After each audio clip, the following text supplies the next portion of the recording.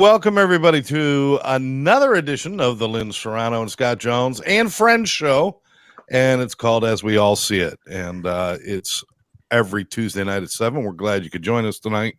And anytime you join us, we appreciate it. If you're watching this in replay, please reach out to us, too, and let us know if there's some topics you would like us to cover. We have to think of our own stuff all the time. And if you look at this group, we're tired of thinking. We're tired of it. So do some thinking for us. If there's a topic you'd like us to cover, some mystery of life you'd like us to decipher, we're there for you. So let us know. Reach out to myself or any of the members of the cast, and we'll certainly do that. But right now we've got the lovely Lynn, myself, Rex Sikes is with Barry's with us, Barry Selby. I'm sure we have others joining us as we go on the fly. But it would be interesting to do a show with just 4 people. That would be strange. It'd be the first time in a long time we've had so little people, right, Lynn? Yeah, we actually today people are gonna be popping in, and they're popping in. People are running late on meetings, so it's gonna be an interesting, great show. So take it away, Scott. Well, it's one of those nights. I almost slept through it. So I fell asleep on the sofa. I had a long day. I was training people, and my shout out to the great men and women of the Hialeah Police Department. You guys are awesome. It was great meeting you all today. And I always love standing in the front of a room and talking to a group of people and being the only one in the room without a gun on my hip. That's always a comfortable thing to do. So, but you put them to sleep. I'm very careful about the humor that I use in those groups. But we had a good time, and I want to thank them. And I was tired when I got home. I got a little sleepy, but I'm awake now, and everybody's here. And today we're going to talk about be curious, not critical. And when I first brought this up, Barry pointed out that this was like a scene from Ted Lasso, which is on Apple TV. And the Ted Lasso scene, I believe it was be curious, not judgmental. Mm-hmm. I think that's what they were saying, but it's the same concept. The reason I thought of this was I had the pleasure of DJing a party on Sunday, and it was 95 degrees outside with a heat index of 116 degrees. And I was outside DJing by a pool. There's like 100 people there, and they were all in the pool, and they were having a good time. I was dying. I was a puddle of sweat by the end. But there was a couple there that were being publicly scorned and ridiculed. People were giving them faces. People were kind of like, being a little bit rude to them. And this is a couple that I'd seen before because I DJ this place once a month. And there's a weight issue going on there where she's quite heavy. He's heavy too. He's also very introverted, a bit of a kind of a nerd, if you will. Very. And they obviously they don't have a ton of money or anything, but they just it was a very stereotypical kind of, people might look at it and say, oh my God, trailer trash or something like that. It was just very odd thing. And I was watching these people being ridiculed. And at first I stepped right into that. I stepped right in with everybody else. And I said, God, what an odd couple. What kind of an ugliness to it. And then as I watched them throughout the day, I realized those two were the only two at the party that were kind to everyone. They were the only two at this function that were completely engaged with each other. And I started to think about it. I said, these guys show up every month when I'm doing this gig. And every month they smile and they're polite and they're nice to everybody. And they get in the pool, this husband and wife, who are so odd that everybody ridicules them, and they get to pool and they talk to each other and they laugh with each other. And when I play music, they dance in the pool and they sing together. And they walked out of there, and I thought, all of this thing that I adopted from all the reactions around me and from my own prejudices by looking at this couple, and what I failed to recognize was they were the happiest people there. And by the time I left, I was jealous of these two. I was jealous. I wanted to be them. I wanted to have that. I wanted to have that kind of happiness that goes with being them. It was the coolest moment, and it was quite revealing that I too fell into that judgmental trap really fast. That I looked at them and I judged them from their appearance and I judged them for how they were acting, instead of really looking and saying, these are two people that are completely happy, completely respectful, just wonderful, wonderful people. And I was able to, thank God, I was able to have a few words with them before I left. I said, and I told them, thank you for coming out every month and supporting me. And they said, thank you for playing music that we love. And thank you for being here. It was the coolest moment. So it was a real life lesson for me. Sometimes I got to look at things and try to figure out, and I think I spend more time on this. Am I looking at this for what it really is, or am I looking at this from a place of judgment or a place of ridicule or a place of maybe public opinion, instead of really looking at things for how they are? And it was a lesson for me. And this couple, they don't know I'm on the show. They don't know anything, they don't know me very well at all. But I want to send into the universe an apology for not celebrating how wonderful they really are, and how much I missed out on because I jumped into public opinion so quickly. So that's why I wanted this. Be curious, look at things differently, open yourself up, and recognize some of the things that we might kind of shun, ridicule, or judge.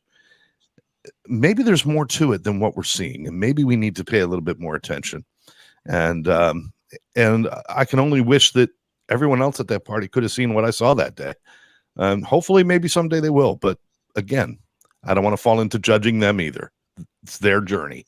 So I'll just take my journey and I'll do with it as I will. I don't want to miss good opportunities because of quick judgment or being critical.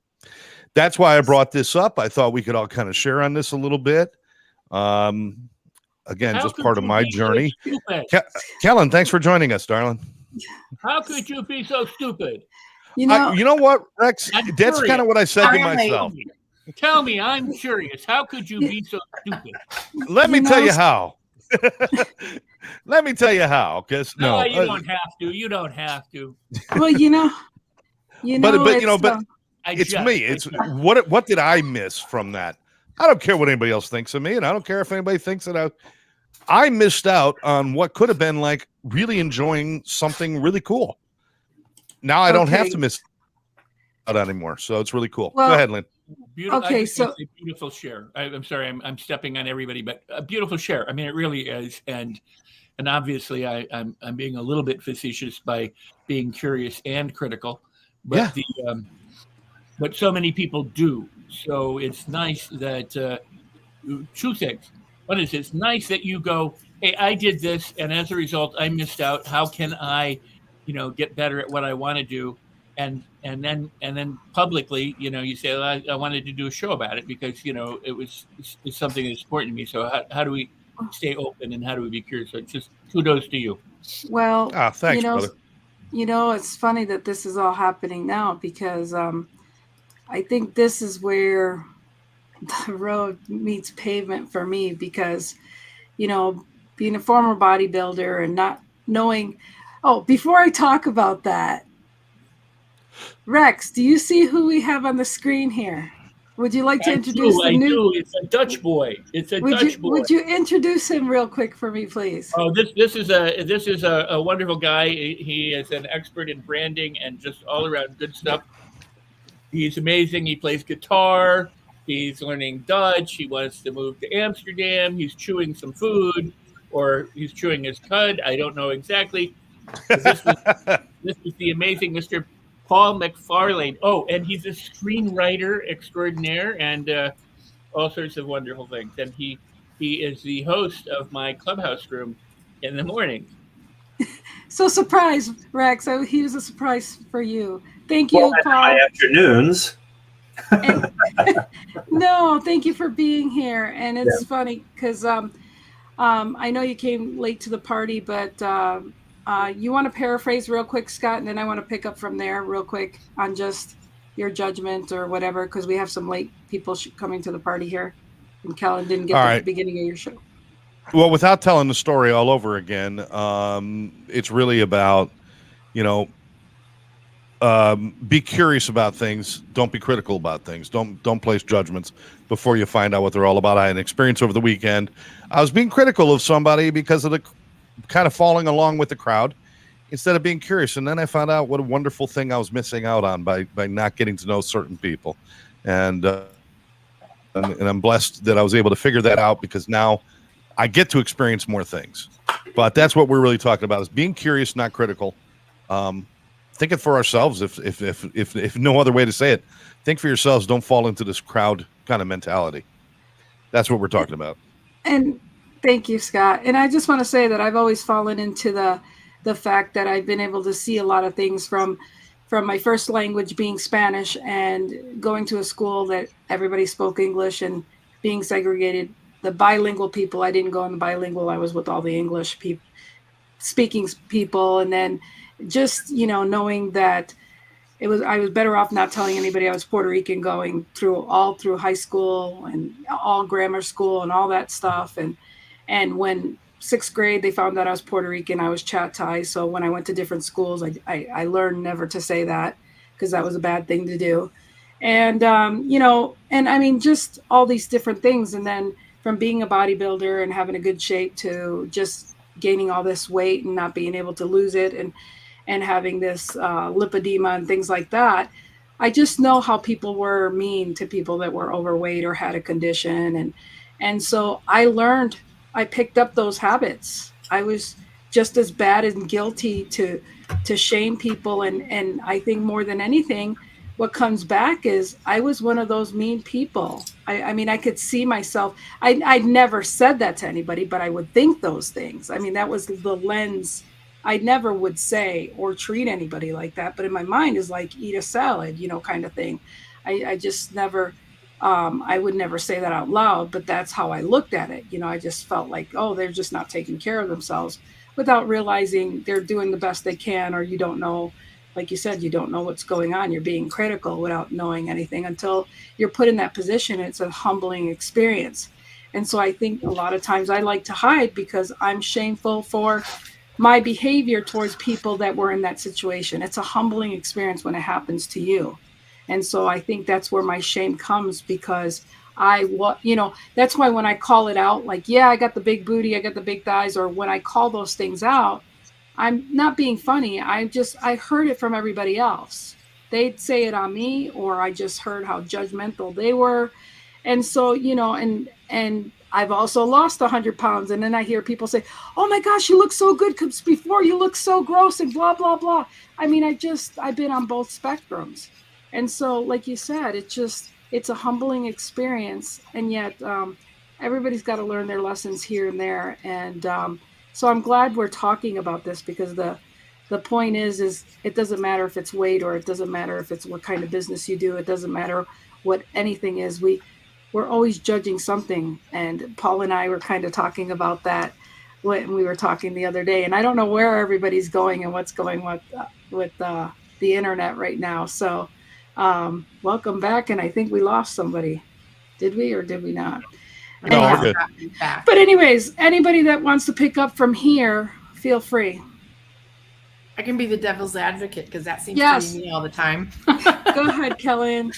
I love you. Thank you for being here, sister. I was not a judger without being curious. I was just following the pack. I was a lemming. I just went along with everybody, and didn't voice my opinion or stand up for, or so. But until the last 2 years, when I actually it took me like till 2 years ago to have my say, because I just didn't want any kind of confrontation with anybody about anything, from what color our basketball uniforms could be to something highly political. I didn't have an opinion, and so I wasn't curious at all. I just went along. So the last 2 years, though, have been so eye-opening, because I've actually allowed myself to have that curiosity and think, no, I don't necessarily agree with that, or I'm all in, It's like, so. Well, and isn't it nice to know that even if you have opinion, it's nice to say, Lynn, I don't agree that way, but I still love you, and still know that you're able to have that boundary with somebody and still respect them. I mean, those are the people I surround myself with, That's how you find out who your true friends are. Yeah. You don't have to have their opinion. You don't have to follow like a lemming. You can say what you want. They can totally disagree with you 110%, but they're still going to talk to you and be your friend and support you. And And I found I have to do the same thing, because there were some people I thought, I'm not going there, but I still, I remained loyal to them and said, okay, you're entitled to your opinion. I'm not necessarily agreeing with that right now, but I still love you. So yeah, these last 2 years have been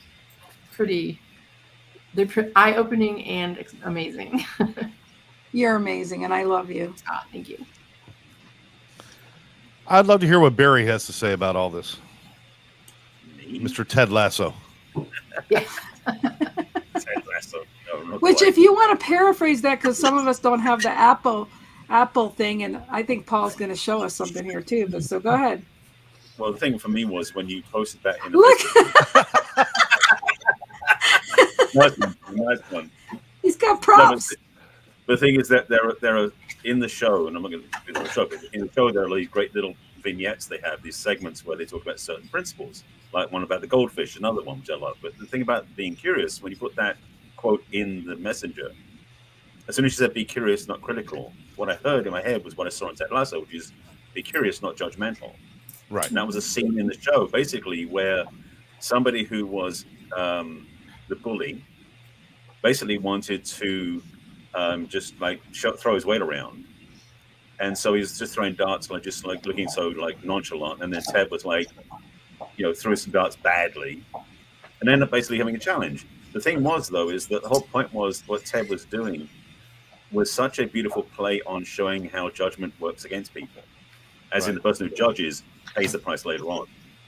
And that was the biggest gift, because he said one of the things he said was that if you were curious, you would know that I had, you'd asked me, have I played darts before? And he said, Daddy, from like when he was a kid till he was a teenager with his dad until his dad passed away. It's like all these things that he said, if you'd asked, you would have found out. And the thing is, we often don't ask questions. We're not curious enough to go, I'm curious about, why you look that way or what you do, not in a judgmental way, but in an intriguing way. We want to find out more information. I've had experience many times in my life where I made assumptions, same thing, about people based upon how they were acting. But when I found out what was driving it, I became very compassionate, because I noticed that people's attitude, respect, way of doing things are so messed up, not because they were bad people, but because the wiring they had put them there. And some of my clients I've had to work with that way too, because a lot of times, because one of the things we talk about in the work is the prejudices we carry. It's not going along with the crowd, it's just what we get raised with. I mean, racism is not born into us. No. It's imprinted by people. Right. So we get prejudices at a very young age sometimes because of the environment we're in. We don't realize that we're getting it until mid-20s, mid-30s, and we're judging people. We don't realize why we're doing it. But because at 3 years old, our dad and mum kept telling us that or showing us that when they talk to people. So a lot of this work is really the self-reflection to choose into what do we think about people around us? How do we look at them? Lots of room for growth for all of us. Absolutely. Yeah, I mean that really puts it into perspective, Barry, because it's like we're making we're basing our judgments and all of our thinking on what we see and how we perceive what we see, instead of saying, okay, this is my perspective, but what's really there, and asking questions and digging deeper and finding out more. So that I mean, it's like pulling up next to a car with a lot of rust and dents and dings and saying, I'm going to kick the shit out of this car without knowing what they actually have under the hood, right? I mean, we've got to be curious and dig a little deeper than just our own momentary perspective of what we have, what we see, and the filter we run it through. Well, let me just have one instead of what they really are showing. A lot of working with clients, with a lot of women, is quite a few women carry the belief like all men are dogs or something, all men are this, all men are that, because they have some bad relationships. But they paint all of the population with the same brush. And that's a mistake that you can always see sometimes. We look at somebody, one person, and they become the model for everybody else, which is not accurate. So definitely be curious. Well, that's true. And men are pigs. That's why I don't date them. All right. So that's not why I heard, or what I heard. I did not tell them, Scott. No. All right. Paul, we play a thing that if I move you underneath Scott here, you're next to talk. So you're it. You're Paul Lind in the center square, brother. Okay. All right. Well, let's look at judgment. Here. There's a slippery slope and a fine line between discernment and judgment. Mhm. Discernment is, you can look at us as animals, humans, and potential divine. Animals discern for safety. And when we discern, we can be an animal too. And also we use our senses and to discern safety, keeps us alive, right? But judgment is pretty uniquely human. It comes from sociological, cultural, religious, family imprinting, whether we ask for it or not. How do I know? Well, you're looking at probably one of the most obsessively curious people you'll ever meet. And my obsessive curiosity has brought me every good thing in the world. I love that, Paul. We had a great conversation the other day, and I love it. And my friend Bob Ward says men are pigs, men are babies, because I've been both. I have told my daughter that since day one. Yeah, but see, that statement, though, is also very personal, not true for every man. Yeah. Just to be clear. That's true. That's true. So Rex, what do you have to say? Well, let me start with a little bit of a history. When I was a younger guy, I would go to the gym with a friend of mine, and we would look at these old farts trying to get in shape, or these fat people trying to get thinny and all that, and think, well, God, these people are losers. A few miles down the road, I look at these people now and go, wow, how cool. They're actually taking care of themselves. They're at the gym. So many other people aren't. They're trying to get in shape. Maybe they had, an injury or a health challenge or whatever, but they're dedicated to doing something for themselves. So sometimes we grow into change, or into difference of opinion. Building on what Paul had said, stereotyping is part of what the brain does. The brain, people know me as a neurolinguistic programmer, the law of attraction, Henry Napoleon Hill guy, but I'm really a learning specialist. My passion and my drive has always been to make things simple, easy, and available to people. And I do a whole lot of stuff on learning because that's what we are. I mean, the brain is a learning machine. And because we get educated the way we get educated, we get turned off to learning. And we don't like it. Some people do, but we don't like it the way we could. And children learn more through play and adventure and imaginatory kind of things, than they ever did in school, in formal education. And especially in the old days when they pick up a stick or a rock, or they, did something where they had to use their brain instead of, getting it all passively on a device. But learning is incredible because what the brain does is it works on a principle of least energy. It does the least amount of anything in order to survive and to thrive. And one of the things it does is stereotype. And stereotyping is beautiful. So what is stereotyping? Look at any personality test or template, whether it's Myers-Briggs or the DISC system or whatever it is. That's a stereotype. It's saying, here's a bunch of things that make up this type of person. Here's a bunch of things that make up, so that you can identify them quickly without having to go through all sorts of analysis and everything else. It's what the brain does. The judgment side of it is learned. The judgment side of it, I've always said, before humans were on the planet, things happened and they just happened. But when humans came along, they made, as Paul said, they make judgments. So we learn to hate, we learn to dislike, we learn all this, and it's passed on from family members or peers or whomever to be intolerant, and we give up curiosity. One of my personal quotes is, curiosity is a doorway to exploration and adventure. And if you're not curious as a child, what are you? You're either skeptical, which is okay. Be skeptical but open, but don't be cynical, because cynical means you're closed. It means you shut down and you don't take in any other information. You and I can learn more if we just open up and play and have fun.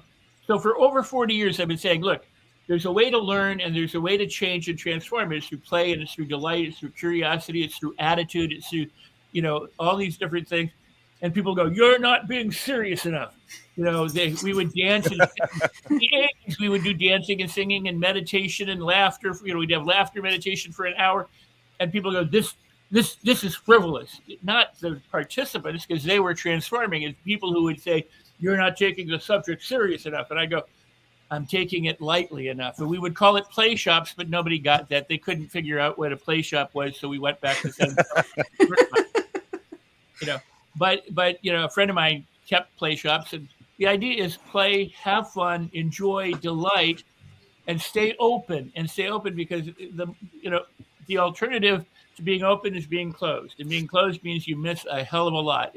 As you said, Scott, in the very beginning, had I not done what I did at that moment, I could have enjoyed it so much more. And people who are making judgments about this is good or this is bad or this is right or this is wrong or this is the wrong color or the wrong sex or the wrong gender or the wrong politics are limiting themselves in so many ways, and they don't even know it. And they may prefer it, and they will stand their ground over it and defend their right to be stupid, but it is what it is. So and I love that. Part of that's absolute thinking too, is if they look odd, then they must be odd completely through and through. And it's like, or if this is damaged, then the whole thing is damaged, which is really horrible thinking. And it's something that I fight against all the time. And, you made another point about the playing and stuff. Take any teacher who wins teacher of the year or teacher of the semester. And they always have the local news come in and say, hey, Miss Robinson is teacher of the year. And they show her classroom, and it's never a sterile classroom. It's always got shit hanging from the ceilings, and there's monkeys, and there's all these like some rodents or that they keep, and the class takes care of them, and they've got bright colors, and everything is almost chaos. And it's like, why is she a great teacher when everybody else has these nice, neat classrooms where the kids sit down, shut up, and learn? It's because they don't buy into that. They allow people to be expressive and learn the way they need to learn. I was just thinking of that when you were talking, Rex. Well, I would add that learning is about drawing from the person, not putting something into the person. Right. I have something. Well, no, but our traditional education system around the world, and particularly in the U.S., is we're going to teach you these things. You're going to memorize these things. You're then going to regurgitate those things. And if you regurgitate them correctly, then we'll say you passed. And you don't have to know anything. You don't have to change anything. You don't have to do anything. All you have to do is have a good memory or know how to take an exam, which some people do. They don't learn anything, and they're just good at taking exams. Other people learn all of it and are crappy taking exams, and so they don't get graded. But the educational system is not designed in this country to extract the best from the person, but to get them all to be nice little citizens and to toe the line and to follow the velvet rope to the trains. It's really nothing more than that. You're absolutely right, Mr. Cotter. And Horseshack has something. Oh my! I could talk on this the whole rest of our time. So, I was a volunteer art teacher. She is friends with Steve Rizzo. Okay, K through 5. Okay, so I taught kindergarten through 5th grade. Volunteer, taught art, and I knew exactly when the teacher's opinion started affecting the kids, exactly when they stopped allowing themselves to be creative. They were worried about what other people thought. K through 3rd grade, they were fearless. They didn't care. They didn't look at other people's, little, like we do all kinds of different projects. They wouldn't look at their neighbors and see what they were doing. They were just so intense but 4th, 5th is when they completely lost. They lost their opinions. It was so sad to see. And I need to tell you a little story about my daughter. She got in trouble in kindergarten because my degree is actually in 3-dimensional studio art and art history. So I was artsy, and every, from the time she could walk and talk to the time she went to school, we painted with our feet. We did all the crazy art projects. I got called into the office because she couldn't color in between the lines because I'd never given her a coloring book. I made her draw her drawing. When I got called in for that, I was like, I'm not Mother of the Year anymore. I thought I was doing such a great job. I was like, holy crap. But you know what? She is a very productive, adult now. She's 20 years old. And you know what? The kids that I taught art, this is the last thing I'm going to say. I've got 100 other things I could say, but we'll be back to you too, I promise. The kids that I taught art to are in college now, and they'll message me on Facebook and talk about Picasso or Matisse or whoever the lesson that I taught them about was. And I would send them a question and say, do you remember the Pythagorean theorem? And they're like, no way. So the art in the child is the thing that they remember, and I love that. It makes my heart when they tell me. You mentioned the big change in 4th and 5th grade. Now you know why South Park, they are 4th graders. Yes, exactly. Love it. Yeah. Yeah. But I just want to show the whole creativity thing. I mean, it's crazy. I mean, I did it for 14 years. So most of the kids I followed from preschool all the way through till 5th grade. I mean, obviously didn't need volunteers in high school, but I saw, and you know what, and this is really sad. I predicted the ones that were going to be in juvie. Mm-hmm. And they were. Wow. But I went and I helped them. I went and because I was still living in California at the time, but I knew who was going to be a doctor, and I think Bryce is going to be president someday. Just so you know. And it was said right here on this show. Here, Bryce, I predicted you're going to be president. Okay. So he's going to UC Davis right now, which is like the top school in California. What happened? That's Max. Sorry. Oh, Max is very active. What do you got, Barry?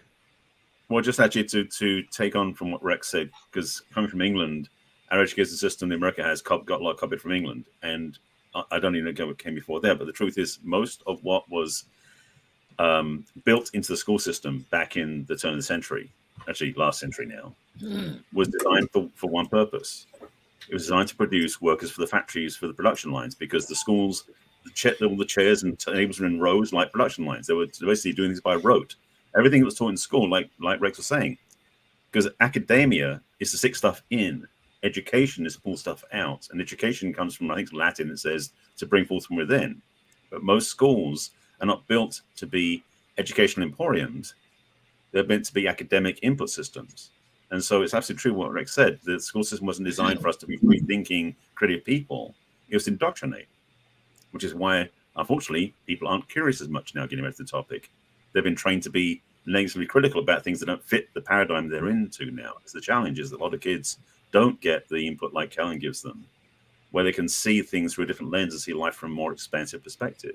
I'm grateful now, but you know, I've had many years past school where I figured out a lot more stuff to learn from than I did when I was in school, because I was, you know, just one of the robots in school.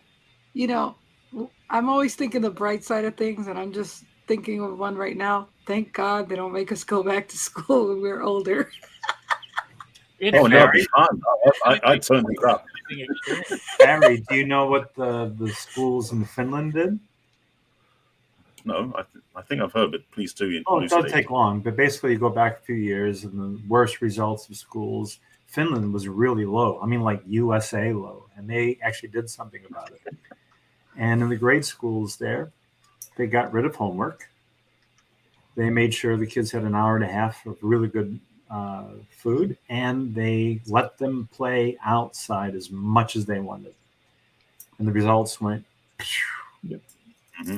Well, think about how those who are older grew up. You went to school about halfway through the morning, you took a recess, then you had lunch, then you had a recess after lunch, then halfway through the afternoon you had a recess, and then you went home and you played.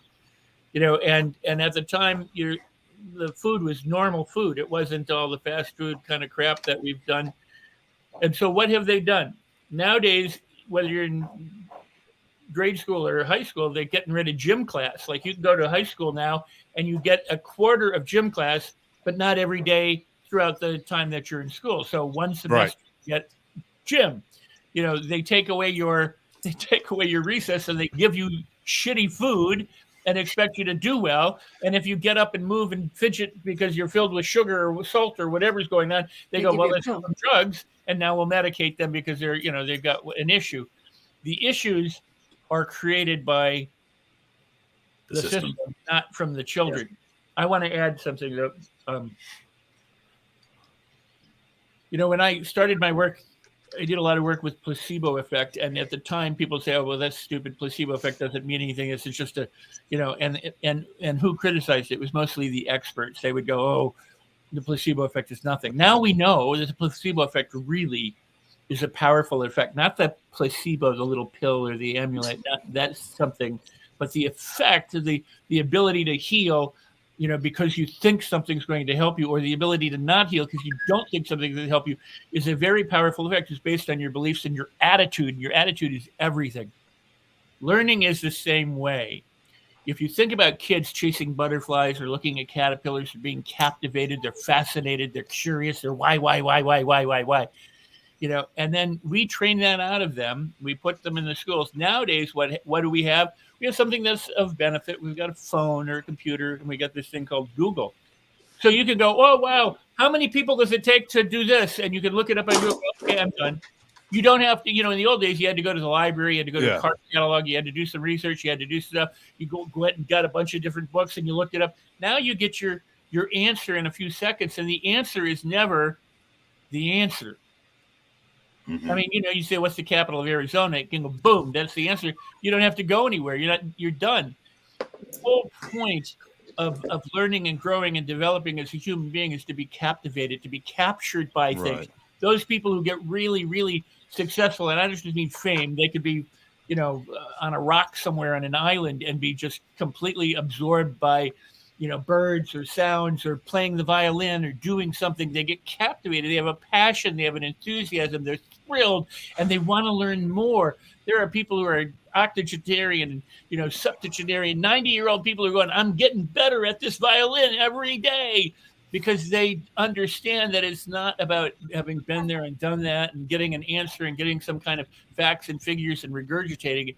It's about being captured by what they love and what drives them. And all of us, even those with neurological issues and only a half a hemisphere and all that kind of stuff, are exquisite expert learners. This is what our brains are designed to do. And it's kind of like, you know, remember the old thing, here's your brain and then here's your brain on drugs? Well, it's kind of like the kids that we produce today and the adults that we produce are your brains on drugs. There's a learner who, instead of being where it's been drawn out, we're taught to work in the factory. As I said, you know, you follow the rope to the trains. You know, it's a formula for not making living, thriving, wonderful people, but to make people citizens, workers, or, you know, whatever. And sadly, we are paying the price as a society. We are paying the price of not extracting the very best from all of the people around us. The best, you know, it's this forced critical thinking that they choose. It's they force this. It's yes or no, it's true or false, it's right or it's wrong, and there's nothing in between. They're teaching you, you know, there's one answer. 2 and 2 is 4. That's one answer, and if you get it wrong, you're wrong, and if you get it right, you're right, and that's it. That's the extent of knowledge. You're either wrong or you're right. And they're not teaching kids about Schrodinger's cat, about possibility exists beyond right or wrong, good or bad, live or dead. It could be anything, and it could be all things existing all at once, and it could be all that. They would never teach that in high school because they don't want people thinking that way. They don't want people out there thinking that there's possibility in everything, you know. And that's what we've lost. We've lost this wonderment, the wonderment that used to be, you know, wow, what can the world be, and what, you know. Let me try a different color. Let me use my crayon and make the sky green and make the grass blue. And let me do that, because if you do that now, the teachers say you need to go and see the psychiatrist because obviously something's wrong with you and there's something wrong. But video games let you do that. Kids do that in Fortnite all the time. They cut out the journey. You get from A to Z. You have the questions. Sort of. But I mean, but they have cut out mental to be curious. C, D, E, F, G, H, I, which is the most important part. The journey to me was getting to Z. Well, I'm saying the idea where you can kind of like play with things, change things, is being expressed in certain ways now. You may not be comfortable with it. That's what it is. Mm-hmm. You know, because we didn't grow up with it. Remember, we grew up with something our parents didn't understand, their parents didn't. But I wanted to tell my short little story that I know Rex knows this. My favorite student story when Osho was a little kid. And he was in the classroom. He wasn't called Osho then, of course. And he's staring out the window looking at this beautiful tree. And the teacher says, "You're not paying attention." And he said, "I am paying attention to this beautiful tree. And if what you were saying was half as beautiful as that, I might pay attention to you." I could show you. I'm not going to do it, but just trust me, I could. My mother saved all of my things. And in first grade, I had tests where I would give the answer with a note, turn over on the back. I'd say, "I know you think this is the answer, but this is the real answer." Oh, I love it. I got to share with you a quick story, and then I'm going to shut up and let everybody do their thoughts.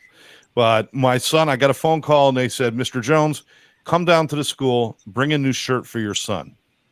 So I assumed my son ripped his shirt, and I had an office in my house at the time, and I lived maybe 10 blocks from the school. So it was not a big deal for me to grab a shirt. I go down to the school, I go into the office, and my son's standing there in the office, and he's wearing his favorite sweatshirt. It's a Ramones sweatshirt. Now, first of all, I'm proud of my son because he was, instead of listening to what everybody else was listening to, he was listening to the Ramones and the Sex Pistols and the Clash, and I loved it, right? So he's wearing a Ramones sweatshirt that says, hey, ho, let's go, and it had the Ramones on there. And they said it's not appropriate for him to wear that sweatshirt. And I said, "What? No rock and roll stuff? Is that what you're saying?" They go, "No, it's got the word ho on it." I said, "Wait a minute. The song is, hey, ho, let's go." It's what if it was Santa Claus and it said ho, ho, ho? Would he have to take that off? It's a sound. It's just it's a thing. It's a call. It's not about whores. It's ho, hey, ho. No, and I argued what they were thinking. Yeah, it's what they were thinking. And so I told them they were all idiots. And I took my son's sweatshirt and I gave him a t-shirt that, for him to wear. And I went home. True story. 2 days later, I get a call from the office. Mr. Jones, you need to come down here. I hung up the phone. I didn't even listen to what they were saying. I drove down to the school. I parked on the grass. I was so mad. I stormed into the school, ran down the hallway, bust open the principal's doors, the office doors, and I look, and there's my son standing there with a belt buckle about that big that said "fuck you" on it.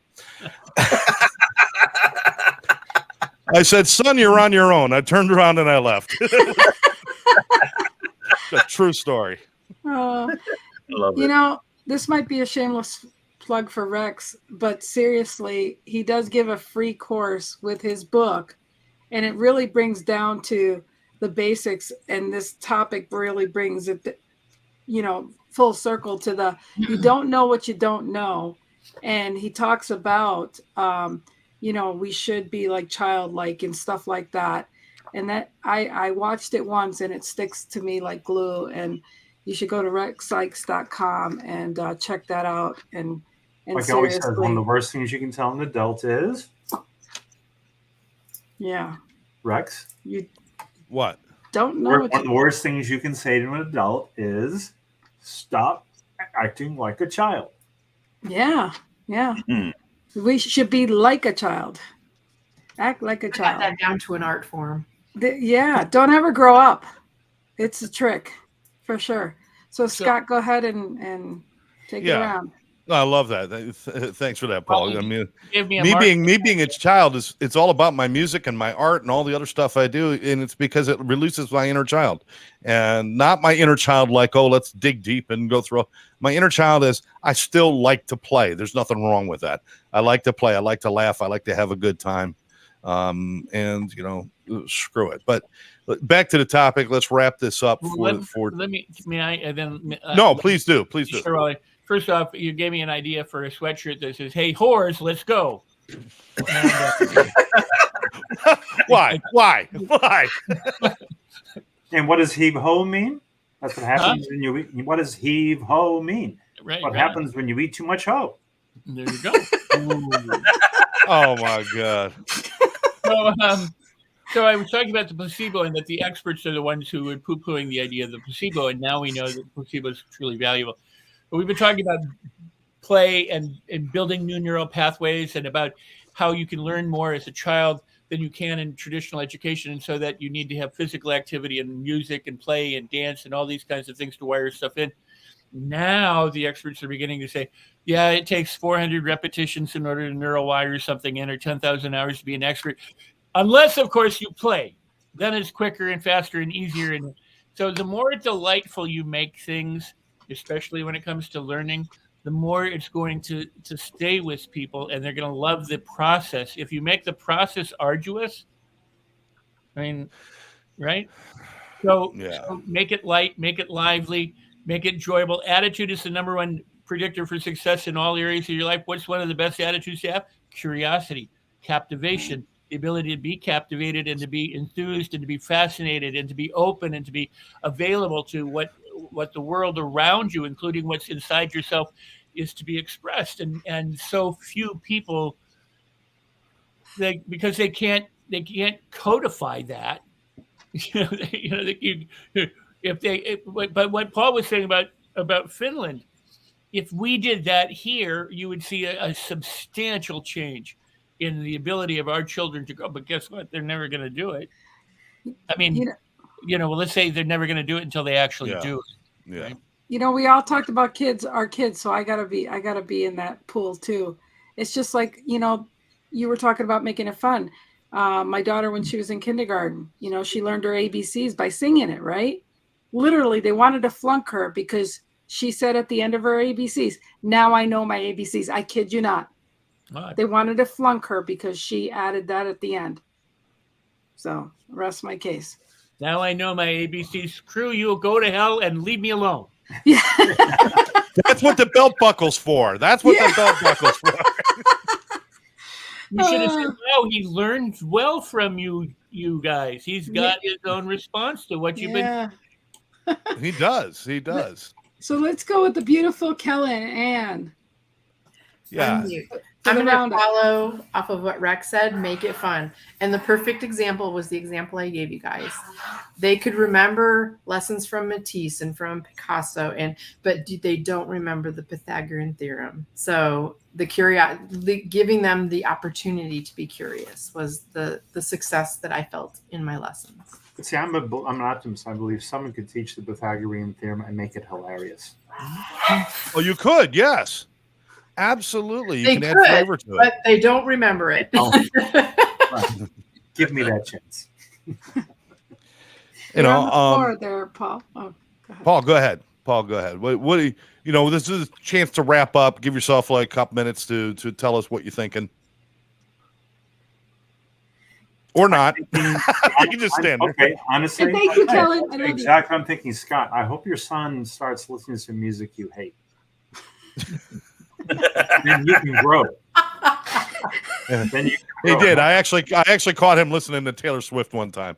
It devastated me. All right. Very cool person in my estimation. Did you hear what she did with her crew? No. Okay, you know how to use the internet, don't you? Yeah. What's the internet? That's it. Taylor Swift crew. That's what I'm thinking. It's the interwebs, isn't it? Is it the dark web? It's the tubes. It's the tubes. Go, Paul. Go ahead. Go ahead. What? Say what she did. She gave them millions of dollars. She makes a lot of money, and she wanted to set an example for valuing the people that really make things happen. And she just showered them with cash. That's awesome. Oh, that's awesome. Everyone here doesn't know it means that everyone here should know that. That's awesome. That is pretty cool. That is cool. It's good to know somebody's out there doing things like that. I'm just not a fan of her. Ask your son if he knows that. Have a conversation about Taylor Swift. And he said, "Yeah, I did. I'm glad you know it. I didn't know that." Wow, Dad. All righty then. Anyway. Paul, thank you so much for being here. Appreciate you. Yep. Paul, appreciate your visit, brother. So let's continue around with our thoughts on being curious, not critical. Barry. A couple of things just to add to what was said earlier. First of all, you said about your son with his sweatshirt. The thing is, hi-ho actually came from the Seven Dwarfs, not from the Ramones originally. So if the score is antithetical to Disney, we got some problems there. Yeah, we do. Well, that means they live in Florida. That's what that means. That explains everything. Yes. The second thing is hello ho. I'm gonna call the popo ho. Hi ho. Hi ho. Second thing is that if Ben Franklin was in school now, we'd never get a light bulb. You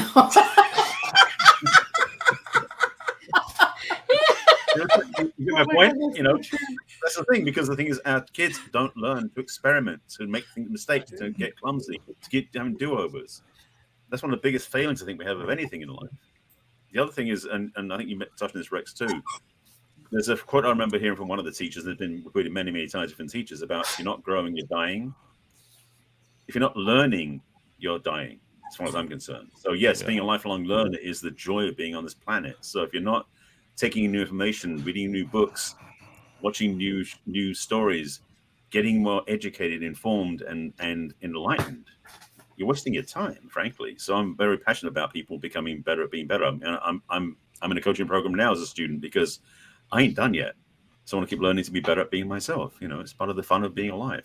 So school isn't out; it continues. Yes. And remember, you don't know what you don't know. Absolutely.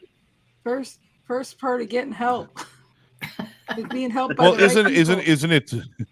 it? Shouldn't we probably make it a little more okay not to know the answer? Should we make it a little more okay to not know things? It's not about having the right everybody's answer, so busy trying to impress what people. you do to get it. That's important. Exactly. Yes. Right. Journey. Right. Exactly. The wrong answer. You know, I mean, they have those things about the people who go in and they didn't know it could be solved, and they solved the thing on the on the board because they didn't know they couldn't do it. You know, everybody thinks that that if I have this answer, I've got the answer, and that's why you don't have to go any further. That's why Google is a godsend and a detriment, because you don't go any further a lot of times. It's a blessing and a curse. Yeah, what do you do about a world where someone can say, this cannot be done? One person will say, oh, no. The other person say, screw you. Right. Yeah. So let me share a little bit of a story about my past. And I don't do that too often, but when I was a kid, first grade. But you were a kid? I still am. I should have said that. I used to draw. This will date me. I used to draw pictures of Mary Martin as Peter Pan and tell my parents to send them to her because I was her biggest fan from the Peter Pan musical on television at the time in the 50s and 60s. And so I go to school and I had no memory for this, but I did what Harry Shakeman did. I drew a purple donkey. And the teacher called my mom in and said, look at this. And I was in the class, apparently like a first grader. And she goes, donkeys are brown, tore up my thing, and said, this is just horrible. He doesn't have, a sense of reality. I don't remember it, right? So all through first grade, I stopped drawing. I didn't like to go to school. I didn't remember this again. My mom asked me, like, when I was in high school, she said, do you remember first grade at all? I go, no. She goes, you remember how you used to throw up every morning and wouldn't go to school? So you hated it and this and but they would routinely kind of do this with me. I took piano lessons and the teacher go, you're no good at taking piano. You'll never learn anything. Why don't you just quit? Oh, by the way, Mr. and Mrs. Sikes, you've wasted all this money on your kid. And I didn't remember it. I just knew that I hated drawing after that. I would start to draw stuff or I'd doodle and I'd get frustrated and I'd tear it up. I'd throw it away. I'd never drew again. Learned to play the piano. I'd get frustrated. I'd stop. I'd never want to do it again. I didn't know why. And now I do. Okay. Here's the point. It doesn't matter. All I think that did for me is make me want to be a better learner later on in life. The reason I don't know that, but I've just said my idea with curiosity and fascination and the ability to learn and to grow and to develop was all things that apparently I was thwarted. All right. So the thing is it's never too late. The past is the past. It doesn't make it who you are now. It's somebody else. I'm not that child anymore. I'm this adult. Now I can carry that story around and let it affect me, or I can go, you know what? Thank goodness that happened because I learned to do other things as a result. Because what I wanted to do was to speak and to teach and to share and to do the things. That's the life I went into. I might not have ever done that, but I sat down and enjoyed drawing or math or something else. I'm not trying to make a judgment or say one thing or not. I'm just saying everything is a blessing. Everything is a blessing. And that's one of the most important things that we can learn. I love it. I agree. But don't just learn it as an answer. Celebrate it every moment. Mm-hmm. And I think it's very well, the thing is, Rex just said something that this, I mean, thinking too, as people know, I'm a relationship coach and written a book and everything else. I keep saying this many, many times. The reason why I do this work is because I've made so many mistakes. And the truth is that I learned from those mistakes. So I was curious about what I did wrong, so I do better next time. And what that became for me is how I teach other people. So some of the best coaches, as far as I'm concerned, some of the best experts, and people have made lots of mistakes and decided to learn new things.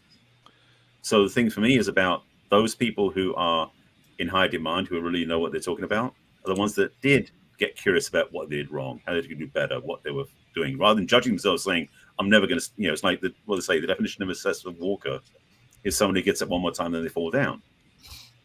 When babies walk the first time they fall down, they don't go, damn it, I'm never going to walk again, and they stay on their butts the whole time. No. But it's true for life in general. We forget that we can always try something different and learn and be curious and learn new things. So if you want to become an expert, learn from the mistakes by being curious about what you didn't do the way you thought you would. Because most of us don't do things perfectly the first time, if ever. I love that. Rarely have I been really completely enthralled in anybody whose life story starts with, I've made every right choice and I've done every right thing since the day I was born. I've rarely been enthralled by that. And luckily, because of the life that I'm in and the work that I do, I'm exposed constantly to people who have taken the wrong path, who have spent. Chili's not here, but that's funny. That sucks. What now? But I'm exposed to people who have chosen the wrong path and who have spent time in prison and who looked like they were at the very end and there was no redemption, and then they found that redemption, and they started opening their minds up to doing different things and trying new things and watch the expanse, the things happen in the world open up for them. And then I listen to their stories and I'm shedding tears and I'm feeling it, and Rex is absolutely right. Everything's a blessing. Everything lends itself to where we are now, but in this moment now, are we doing the best we can? I think we need to ask ourselves, am I extending myself? Am I opening myself up? Turns out tomorrow I'm going to figure out yesterday I could have done that different. And then today I might do it different. But it's not about sitting and being critical or judgmental, even about myself either. It's about just saying, you know what? If I was supposed to see it then, I would have seen it then. But I saw it now. Let me celebrate that I saw it now. Let me celebrate that now I could be curious and be different. Christmas morning is the greatest thing in the world. You want to talk about being curious and joy. When you have kids, Christmas morning is the greatest thing. It's not about the gift. It's about that moment when you hand that child a gift and they start tearing into it. And there's that moment of wonderment and excitement and joy. Then they found out it sucks and they get all pissed off. But for that moment, that's like the essence of being alive. And I think we sometimes, as people, leave that by the side and lose the importance of that. I wish everybody could hold a little bit of that in their hearts and approach every day with that kind of wonderment. Like, what's today going to bring? How wonderful can it be? Maybe you're just going to get a box of socks. We don't know. But they're wrapped up socks. They're socks. But they're wrapped up. They're wrapped up. It makes them amazing. They don't as long as my grandmother wasn't in the room ruining it by saying, don't tear the paper when you take it off. Can I share something? I know we're wrapping up. Can I share something? I want to share something that not many people will share about Napoleon Hill and Think and Grow Rich. Everybody thinks it's about growing rich and it's got all this stuff and these heavy kind of principles and, you have a white hot obsession and a definite chief aim and a passion and you stick with it and commit and burn your bridges and do all the stuff. Well, he talks about transmuting sex energy, and he goes, love, faith, and sex are the three most positive, powerful emotions. But between love, success, and thinking grow rich, he talks about having a pleasing personality. And says one of the most important ingredients that you have and can have is enthusiasm. That one of the things that makes life and you get rich faster is if you're enthused, because you are vibing high when you're enthused, when you're delighted, when you're expressing yourself, you raise your vibration. And everybody takes it as a serious book, and these serious books on making money and being successful and getting your mindset, which it is. It's also deeply spiritual and deeply delightful when you understand that. I mean, and he may not have exemplified it that much either, but the point is you have to have fun in life. You have to enjoy life. If you look at what he's saying about raising your vibration, the best feelings are love and joy and sex and enthusiasm, those things that are making you. So you want to go, instead of going, oh, I have to make money. If you go, wow, I have an opportunity to make money, wow, this is going to be fun. How much fun can I make it? I'm curious about what I'm going to do first or second or third or how I'm going to accomplish. If you do it from an attitude of enthusiasm, everything just is a little bit better. Oh, yeah. I agree with you. Lacking enthusiasm, being bereft of enthusiasm, that only gets you one thing. It's called being Scott's first wife. All right. So Lynn, why don't you close it out for us? Oh my gosh. Just, be curious, but remember, you don't have to wait for tomorrow. You don't have to wait a half an hour from now. You can change everything this instant, like right now. Those diets for Monday, those things for next month, those things for next year, they don't start unless you start right now. Nothing starts without the mind and the thoughts right now. And I mean, definitely, like they say, Rome wasn't made in a day. So anyhow, I love and appreciate every one of you. Paul, I don't know if you'll come back, but we hope you do. I think you'll be a great addition. Didn't I impress upon you that I'm obsessively curious?